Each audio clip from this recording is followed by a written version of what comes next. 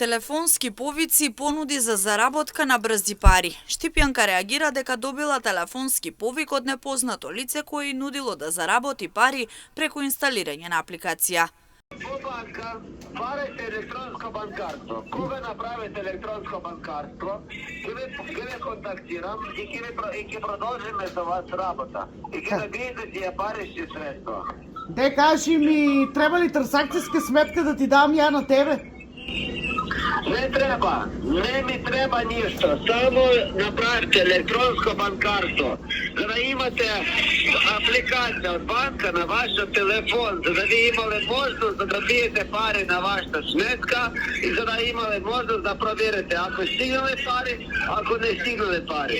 А потоа ќе завршиме. Разбирате, јас се барам од вас ваша информација доверлива. Не ми треба, разбирате? А де, кажи ми, кај си ти, во кој град си?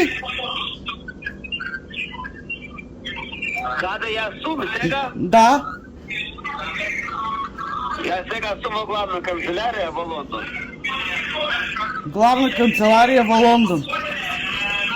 Да, главна канцеларија се наодам сега во Лондон. Во булевар Депо 52. Добро, такво, значи сега треба јас на вас да ви дам сметка за вие да ми ги пуштите парите. Не треба ми ваша сметка. Јас ќе ви објаснам утре што треба да направите. Прво треба за да направите електронско банкарство. Направите електронско банкарство, добијте апликација на вашиот телефон, а потоа ќе продолжиме. Добро? Готово, благодарам. На овај број јас да ве барам? Нека јас ќе ве контактирам за да не трошите пари за разговор. Добро? Благодарам. Ве паксувам во обраđите. Се најдобро, чао. Чао. Ваквата пракса во државата е се почеста, а многу често граѓаните наседнуваат на ваквите измами па остануваат и без собствените пари. Токму затоа претходниот период од Министерството за внатрешни работи апелираа на внимателност односно да не се споделуваат лични податоци, банкарски податоци или пак лозинки преку мобилен телефон. Измамниците, како што велат од Министерството, најчесто се представуваат како представници на банки, јавни институции или компании со цел да ги измамат жртвите.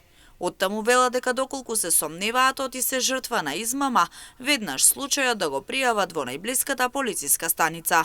Секторот за компјутерски криминал активно презема мерки за истрага и справување со телефонските измами, што се вршат преку техники за пренасочување на телефонски броеви и лажирање на број. Овие измами во последно време се почести, а имаат за цел манипулирање на граѓаните и стекнување на доверливи информации или финансиски средства, велат од полицијата. Според секторот за компјутерски криминал од направените проверки во врска со телефонските измами, утврдено е дека за манипулација со повици можат да се користат повеќе алатки. Една од нив е услуга за глас преку интернет протокол, со што се овозможува да се вршат повици преку интернет.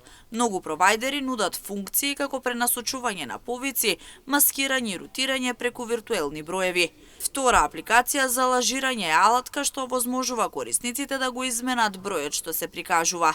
Се користат и приватни разменувачки мрежи кои може да го пренасочуваат повикот преку различен број. Овде е и сим замената како измамничка техника при која напаѓачите го пренасочуваат бројот на жртвата на друга сим картичка за да се пренасочат повици и пораки.